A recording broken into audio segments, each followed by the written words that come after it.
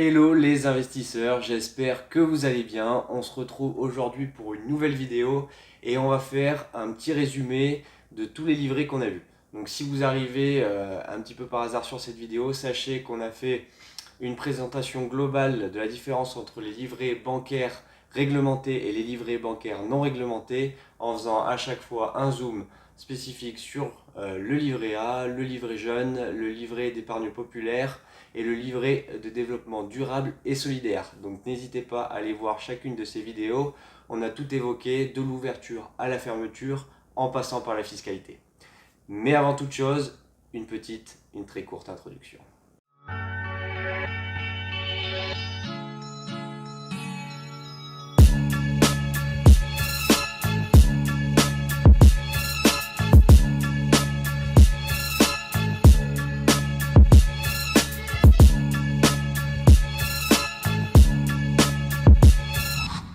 Ok, donc c'est parti. Donc voici un petit peu le schéma récapitulatif de l'ensemble des livrets que vous pouvez observer dans les organismes bancaires, à savoir qu'on va avoir les livrets d'épargne réglementés avec ceux exonérés d'impôts comme le livret A, le livret d'épargne populaire, le livret de développement durable et solidaire et le livret jeune.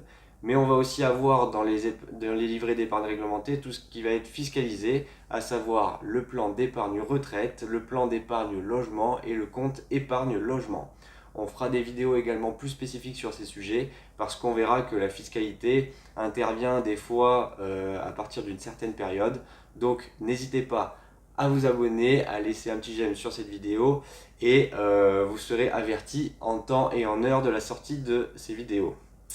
Concernant les autres livrets, on va avoir les livrets d'épargne non réglementés et donc là, ça va être spécifique à chaque banque. Chaque organisme bancaire va faire son propre taux, ses propres conditions et vous serez soumis à la PFU, donc le prélèvement forfaitaire unique de 30%.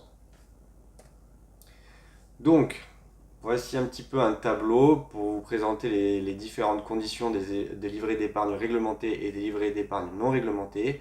Donc pour les livrets d'épargne réglementés, vous bénéficierez d'avantages fiscaux puisque vous êtes exonéré d'impôts et de prélèvements sociaux, alors que les livrets d'épargne non réglementés, vous avez la flat tax, la PFU à 30% sur les intérêts. Concernant le plafond, là c'est l'inconvénient des livrets réglementés, vous serez toujours avec un plafond vraiment fixé par livret, alors que les livrets d'épargne non réglementés, vous en avez la plupart du temps pas. Concernant l'épargne, elle est disponible à tout moment, que ce soit sur le livret d'épargne réglementé ou les livrets d'épargne non réglementés. La garantie bancaire s'applique à chaque fois à hauteur de 100 000 euros. Cette garantie est apposée par la FGDR, le Fonds de garantie des dépôts et de résolution. Concernant les taux, alors avantageux, ça c'est à vous de voir, mais concernant les livrets d'épargne réglementés, on va voir que le taux varie selon les produits, puisque par exemple le livret A est à hauteur de 1% et il est moins avantageux que les livrets d'épargne populaire 2,2%. Vu qu'on a une exonération de l'imposition sur les intérêts, on va dire que cette fiscalité est avantageuse sur ce type de produit-là. Pour les livrets d'épargne non réglementés, généralement le taux est inférieur à 1%, à l'exception des livrets boostés qui peuvent aller jusqu'à 3% mais sur une certaine période donnée. On va voir dans la slide d'après avec différents calculs si c'est avantageux ou pas. Donc généralement, vu que vous n'avez pas de plafond, vous avez un taux d'intérêt qui est moindre, mais vous avez une imposition qui se cumule sur ces intérêts. Donc on va faire un petit peu le calcul ensemble. Donc là, on vous a fait deux exemples, à chaque fois pour un montant à investir de 22 950 euros, qui, je vous le rappelle, est le plafond, le capital maximum sur le livret A, hors intérêt. Et donc, on vous prend le livret A et un livret qui est ouvert dans une banque X, donc une banque fictive. Le livret A, taux d'intérêt, 1%. Livret banque, on va partir sur un livret super boosté, un taux d'intérêt à 2% pendant 2 mois, puis 0,05%. Du coup, si vous faites le calcul du taux de rendement annuel, bon pour le livret A ça ne bouge pas, 1%. Par contre pour la livret banque X, je vous rappelle que le taux de rendement annuel, c'est le taux boosté fois le nombre de mois de la promotion divisé par 12, plus le taux normal fois le nombre de mois restants divisé par 12. Donc si vous faites ce taux de rendement annuel pour le livret de la banque X, on arrive à 0,38%. Donc vous voyez déjà que sur une année, le taux de rendement, il n'y a pas photo. Donc on part sur un temps de valorisation, donc un temps d'exécution de ces livrets de 4 mois. Si on regarde au niveau des intérêts gagnés avant imposition, on voit qu'on a 76,50 € de gagnés avec le livret A contre 78,41 € de gagnés pour la banque X.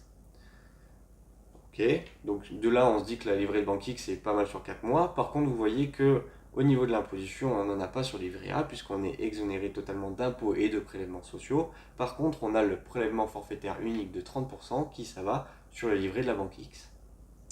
Ce qui fait un intérêt gagné après imposition de 76,50 € inchangé pour le livret A, mais 54,89 € pour le livret de notre banque X. Donc vous voyez que sur un intérêt avant imposition, on était supérieur dans notre livret banque X, alors qu'après imposition, on a une grosse différence puisqu'on a quasiment 20 € de différence des intérêts gagnés après imposition. Ok, donc on passe maintenant sur le même exemple, mais avec un temps de valorisation beaucoup plus court de 2 mois. C'est-à-dire, pourquoi 2 mois? Parce que dans mon exemple, je vous rappelle, la livret de la banque X possède un livret super boosté de 2% pendant 2 mois. Donc on part sur ces 2 mois.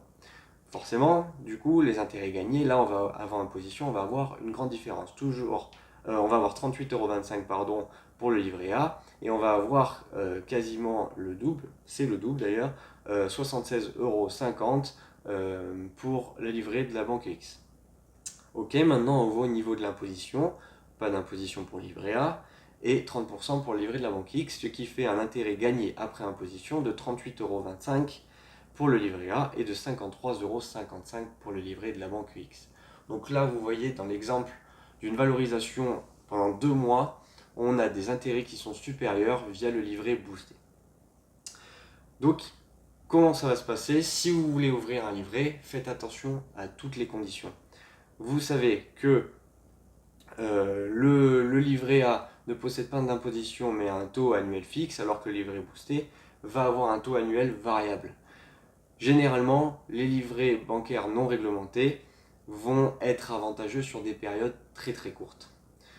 Maintenant, la plupart des livrets boostés, et c'est dans leurs conditions, ils demandent à chaque fois à avoir un temps de valorisation minimum de 4, 6 mois, voire 1 an et plus. Donc d'office, par rapport à un livret bancaire réglementé, vous allez être sûrement perdant au niveau des intérêts. Alors pourquoi ça existe? Pourquoi on investit? Tout simplement, on l'a vu ensemble, les livrets d'épargne réglementés possèdent à chaque fois des plafonds. 22 950 € pour le livret A, 12 000 € pour le LDDS, 7 700 € pour le livret d'épargne populaire, 1 600 € pour le livret jeune, alors que pour les livrets d'épargne non réglementés, on n'a pas de plafond. Donc par exemple, le livret d'épargne non réglementé, il peut être avantageux dans le cadre d'un héritage. Si vous avez un héritage qui dépasse les 22 950 €, sur une période très courte, il peut être intéressant de le poser sur un livret avec un taux livret boosté, en attendant de pouvoir investir sur d'autres produits comme la bourse, l'immobilier, les crypto-monnaies, les métaux, etc., etc. Pourquoi à l'inverse prendre les livrets réglementés? Parce que tout simplement, vous avez un taux annuel fixe avec une imposition qui est nulle. Donc vous savez d'office ce que vous allez gagner à la fin de l'année. Maintenant, là je vous fais un petit tableau récap de chaque condition des livrets bancaires. L'objectif n'est pas de tout repasser ensemble, vous avez les vidéos détaillées sur chacun de ces produits. N'hésitez pas à mettre pause pour faire un petit comparatif, mais ce que je souhaite pour conclure sur cette vidéo, c'est vous dire qu'en aucun cas les livrets d'épargne, qu'ils soient réglementés ou non réglementés, en aucun cas ce n'est un produit d'investissement. Il faut savoir que, on l'a vu sur la slide précédente, si vous mettez 22 950 €, ce qui est quand même assez conséquent, sur une période de 4 mois, vous allez avoir 76,50 € d'intérêt. Je vous garantis qu'avec l'immobilier, la bourse ou des autres produits placés à des bons moments, vous allez gagner plus que 76,50 € pour 4 mois. Ça, c'est une certitude. Donc, est-ce que pour autant on doit mettre de côté ces livrets? Non. Vous l'avez vu dans la vidéo des gestions des finances personnelles, l'objectif c'est pour un investisseur, c'est d'investir sereinement. De ce fait, les livrets, ils vont être là pour pour placer notre épargne de sécurité. Je vous le rappelle, une épargne de sécurité est généralement constituée de 4 à 6 mois de dépenses pour pallier à toute éventualité. Je m'explique, si vous dépensez en loyer, nourriture, essence, enfin toutes vos charges représentent environ 1000 € par mois, essayez d'avoir un livret avec 6000 € dessus. Comme ça, ces 6000 € d'office, ils vont générer des intérêts. Alors certes, ces intérêts sont moindres que l'inflation. Je vous rappelle, en ce moment, on est aux alentours de 4,5% par an. Alors avec des taux d'intérêt qui peuvent atteindre 1% ou 2,2% sur le LEP, on est quand même inférieur. Mais par contre, c'est beaucoup mieux que si on le laissait sur un compte courant. Le compte courant est la pire des solutions. Vous perdez de l'argent à coup sûr. Alors qu'avec les intérêts des livrets, on va avoir quand même un petit gain, ce qui va réduire un petit peu le coût de ce stockage. De ce fait, si vous avez besoin de 1000 € par mois, mettez 6000 € de côté, ça vous évitera à chaque fois d'être perturbé, de penser que vous avez tout mis sur vos investissements et que s'il arrive n'importe quoi, vous êtes un petit peu dans la merde. Non, justement, être investisseur, c'est être serein, savoir que tout est géré, que même s'il se passe n'importe quoi, un crash immobilier, un crash boursier, vous avez votre épargne de sécurité, vous avez de quoi voir venir pendant 6 mois et ça vous évitera de faire des très mauvais choix. Je vous le rappelle, en investissement, ce sont les émotions qui nous font faire les plus mauvais choix. Donc si vous êtes serein, vous êtes déjà un bon investisseur, vous êtes déjà sur le bon chemin. Voilà, du coup on arrive à la fin de cette vidéo, j'espère qu'elle vous aura plu. N'hésitez pas surtout à nous laisser un j'aime et un commentaire en dessous de cette vidéo et forcément de vous abonner en activant toutes les notifications via la petite cloche. N'hésitez pas également à aller faire un petit tour sur toutes les vidéos de présentation de chaque livret. Vous saurez au moins à quoi sert chaque livret parce que chaque livret a forcément un but et un intérêt public. Donc rien que pour savoir dans quoi on investit, c'est toujours mieux et c'est toujours plus prudent. C'était Mathias, je vous dis à très bientôt.